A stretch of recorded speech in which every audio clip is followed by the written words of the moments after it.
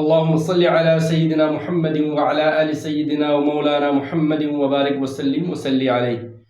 قال رب اشرح لي صدري ويسر لي أمري واحلل عقدة من لساني يفقه قولي رب زدني علما. گرامی قدر ویورز، اللہ رب العزت سے دعا ہے کہ اللہ پاک آپ کو ہمیشہ خوش رکھے اور آپ دنیا میں جہاں کہیں بھی رہتے ہیں ہمیشہ ہنستے مسکراتے رہے. اور اللہ رب کریم سے یہ بھی دعا ہے کہ خالق کائنات حضرت آدم علیہ السلام سے لے کر آج تک جتنے بھی مسلمان اس دنیا سے جا چکے ہیں اللہ رب غفور ان تمام مسلمانوں کی کامل مغفرت فرمائے. آمین ثم آمین. محترم ویورز، میں آپ تمام کو صفدر شاہ ساجد آفیشیل یوٹیوب چینل پر خوش آمدید کہتا ہوں. اگر آپ اس چینل پر نئے ہیں تو آپ سے یہی التماس ہے کہ سب سے پہلے اس چینل کو سبسکرائب کیجئے. اگر ویڈیوز پسند آ جائے تو لائک اور شیئر ضرور کیجئے. شکریہ. محترم ویورز، آج کی اس ویڈیو میں ہم انشاءاللہ تعالی نون ساکن اور تنوین کے بارے میں ڈسکس کریں گے. نون ساکن اور تنوین کے قواعد اور احوال کو جاننے سے قبل یہ جاننا ضروری ہے کہ نون ساکن اور تنوین کسے کہتے ہیں. آیا نون ساکن اور تنوین خاص حرف، حرکت یا لفظ کو کہا جاتا ہے یا یہ بھی حروف تہجی اور حرکات ہی کے اندر آتے ہیں؟ تو گرامی قدر ویورز، میں بتا رہا تھا نون ساکن اور تنوین کے بارے میں. تو نون ساکن سے مراد وہی نون ہے جو عربی اور اردو کے حروف تہجی میں موجود ہے. جب اس خالی نون کے اوپر جزم یا ساکن کی علامت آ جائے تو ہم اسے نون ساکن کہتے ہیں، پڑھتے ہیں. بات کلیئر ہو گئی نون ساکن کے بارے میں. اب بات کرتے ہیں تنوین کے بارے میں. تنوین کہتے ہیں دو زبر، دو زیر اور دو پیش کو.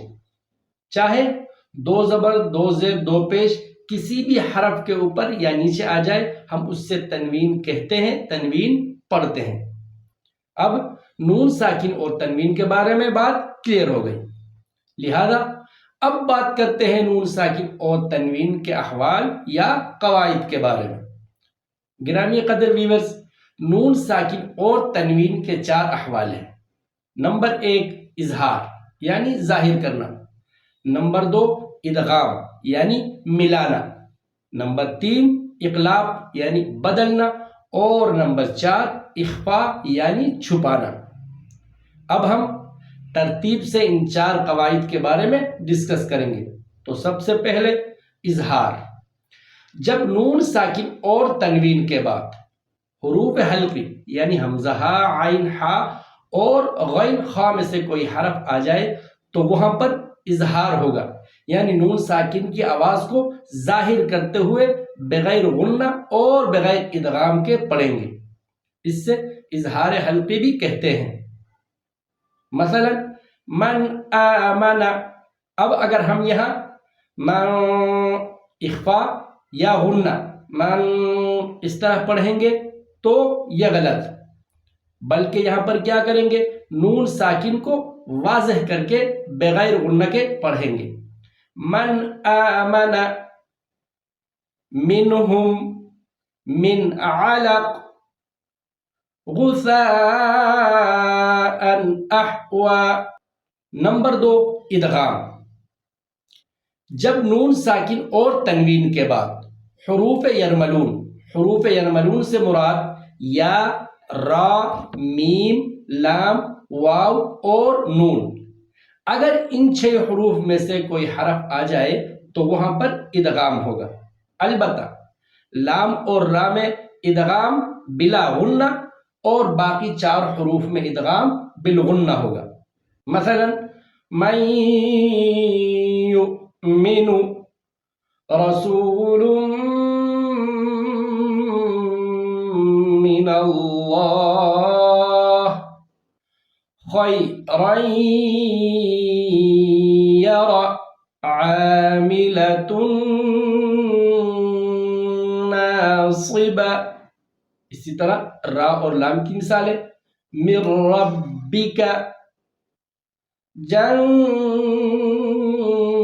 جنات لهم من لدنک.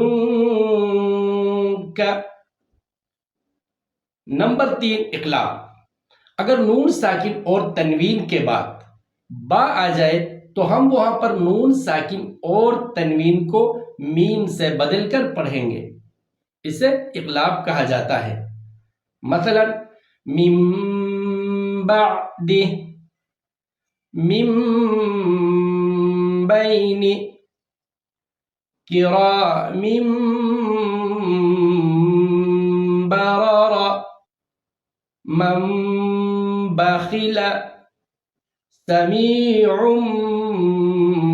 بصیر. اقلاب کا یہ اصول یا یہ قاعدہ اردو میں بھی نافذ ہوتا ہے. مثلا گنبد، انبیاء، ان دونوں الفاظ میں نون کے بعد با ہے، لہذا ہم ان دونوں کو پڑھتے ہوئے نون کی آواز کو واضح نہیں کریں گے یا نون کی آواز کو نہیں نکالیں گے. نمبر 4 اخفاء.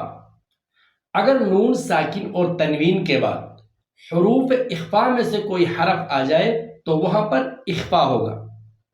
اخفاء بھی غنہ کی ہی طرح ایک آواز ہے جو ناک میں جاتی ہے، البتہ فرق اتنا ہے کہ غنہ کے وقت زبان کی نوک اوپر کے تالو سے لگتی ہے اور اخفاء کرتے وقت زبان کی نوک اوپر کے تالو سے نہیں لگنی چاہیے.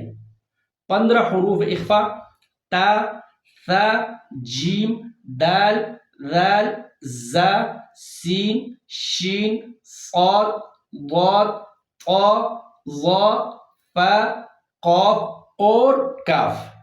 یعنی نون ساکن اور تنوین کے بعد ان 15 حروف میں سے کوئی حرف آ جائے تو وہاں پر اخفاء ہوگا. اس کا آسان طریقہ یا اخفاء کے حروف کو یاد رکھنے کا طریقہ یہ بھی ہے کہ جب نون ساکن اور تنوین کے بعد حروف حلقی، حروف یرملون اور با کے سوا کوئی بھی حرف آ جائے تو وہاں پر ہم اخفاء کریں گے. مثلا من شر ما خلق، فانصب، تنسى، بدم کذب. گرامی قدر ویورز، یہ تھا آج کا سبق. ہم انشاءاللہ تعالی نیکسٹ ویڈیو میں نئے سبق کے ساتھ دوبارہ آپ کی خدمت میں حاضر ہوں گے. تب تک کے لیے مجھے دیجیے اجازت. دعاؤں میں یاد رکھیے. السلام علیکم ورحمۃ اللہ وبرکاتہ. اللہ حافظ.